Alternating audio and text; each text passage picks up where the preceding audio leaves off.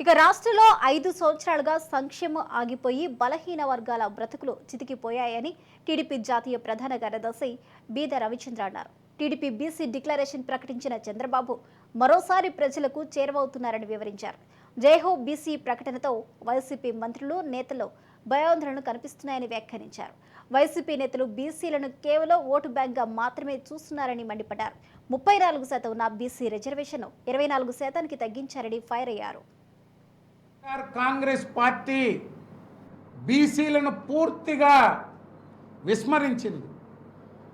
బీసీల పేరు ఎత్తి మా పార్టీని ఆదరించండి, మాకు మద్దతు ఇవ్వండి అని అడిగే హక్కు వైఎస్ఆర్ కాంగ్రెస్ పార్టీకి లేదు అని చెప్పి నేను తెలియజేస్తున్నా.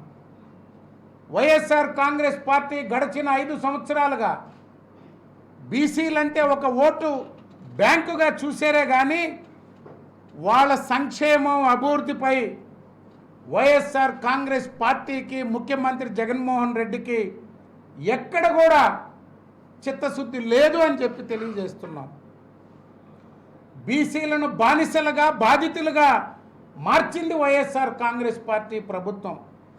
5 ఏళ్ల వైఎస్ఆర్ కాంగ్రెస్ పార్టీ పాలనలో ఒక్క మేలు జరిగిందని చెప్పే ధైర్యం మీకుందా అని అడుగుతున్నా.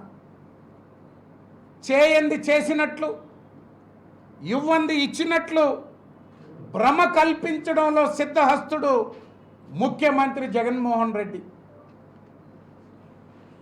5 సంవత్సరాల పాలనలో బీసీల అభివృద్ధి సంక్షేమం ఎక్కడ కనిపిస్తుందా అంటే సాక్షి పేపర్ ఫ్రంట్ పేజీలో మాత్రమే కనిపిస్తుంది. ఏ గ్రామంలో కనిపించదు. ఏ కులంలో మాకిది చేశారని చెప్పే పరిస్థితి లేదు.